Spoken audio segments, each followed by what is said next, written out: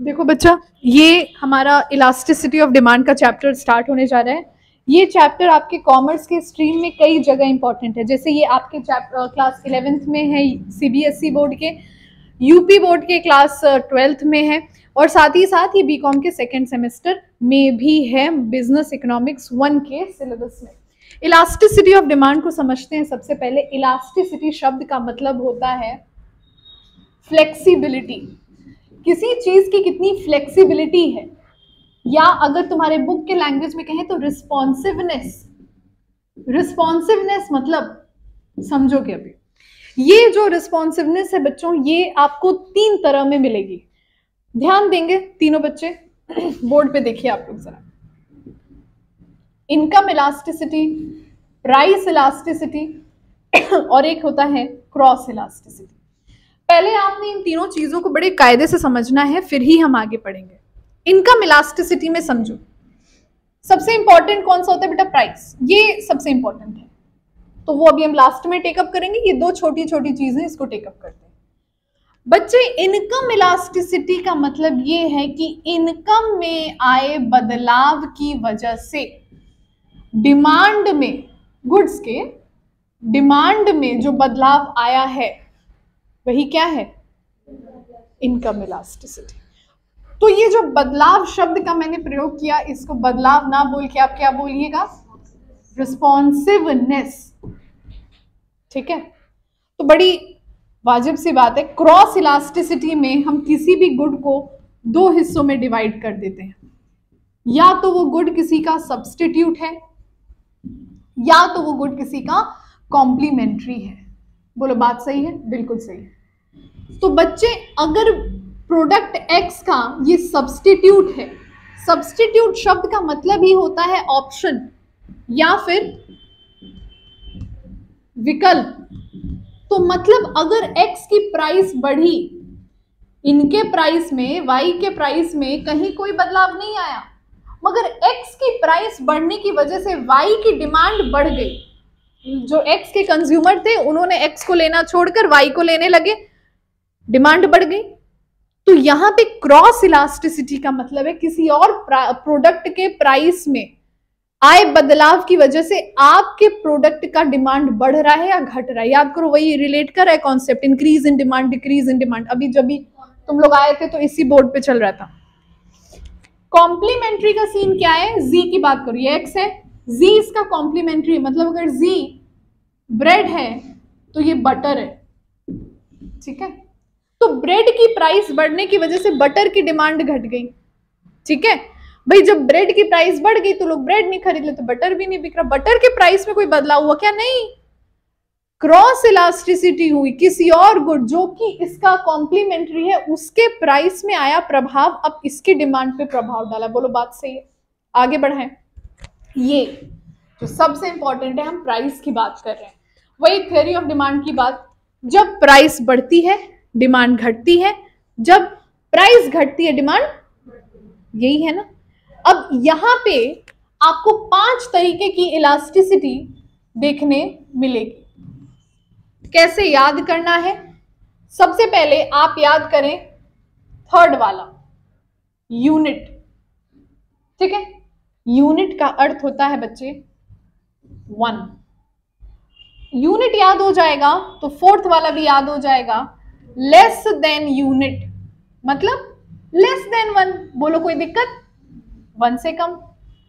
अब बड़ी जायज सी बात है, अगर एक यूनिट है, एक लेस देन यूनिट है, तो तीसरा क्या होगा?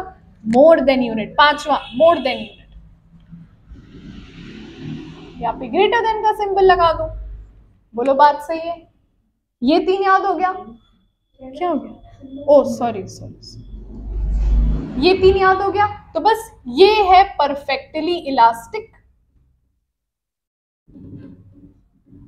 और ये हो गया परफेक्टली इनइलास्टिक।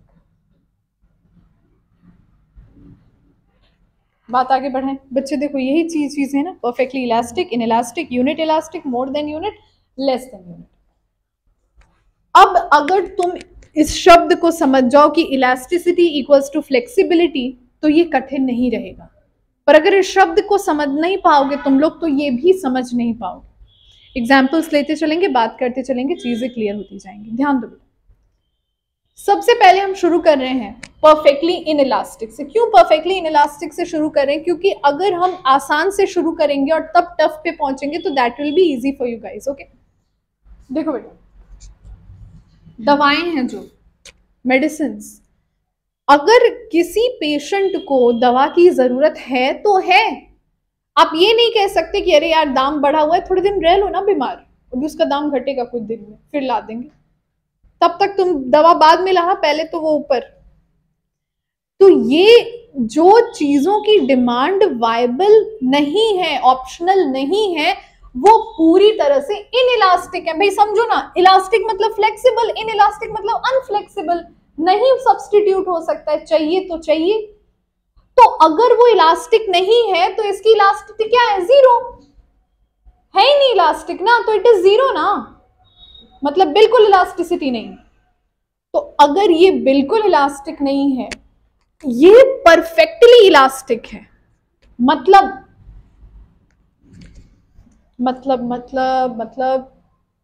मार्केट में आप गए, अच्छा ये जो पूरी तरह से इलास्टिक होता है ना, इस गुड के बहुत कंपेटिटर होते हैं, इसी वजह से इतना इलास्टिक है।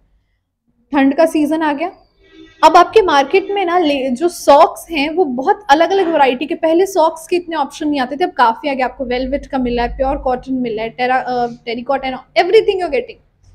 तो अगर एक, और ऐसा नहीं कि सॉक्स में बड़ा ब्रांड ढूंढने निकलते हो, नहीं यार, तुम लोग यार अगली सुबह उठते हो तो एक सॉक्स का, एक पेयर का एक मिलता है, दूसरा गायब रहता है, होता है ना। स्कूल जाने में कितना ये होता था कि एक ही मिल, अब क्या करें, सैटरडे वाला सॉक्स डाल लो, ब्लैक वाला, कौन सा पता ही चल रहा है।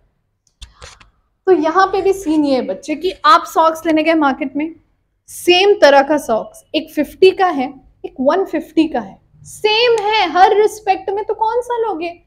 50 वाला। इतना तो लॉजिकल सोच ही सकते हो ना। मतलब ये बच्चे 50 भी छोड़ो, एक 50 का था, एक 55 का था, कौन सा लोगे? 50 वाला। उसके दाम में चेंज आया केवल इतना, और उसके डिमांड में फर्क पड़ गया इतना। मतलब इलास्टिसिटी कितनी हो गई हम तो मेजर ही नहीं कर सकते। तो ये इन्फिनिट का सिंबल है, इन्फिनिटी है, चेंज तो इतना आया मगर कंज्यूमर ने लेना ही छोड़ दिया वो प्रोडक्ट, तो यहाँ चेंज कितना हो गया बेटा? इन्फिनिटी।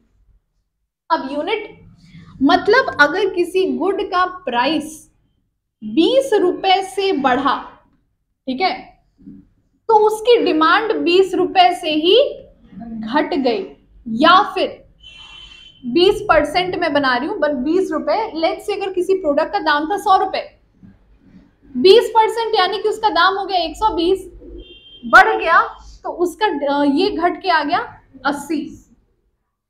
20% का ही फर्क ऊपर भी पड़ा और नीचे भी पड़ा। बात समझ में आ रही है?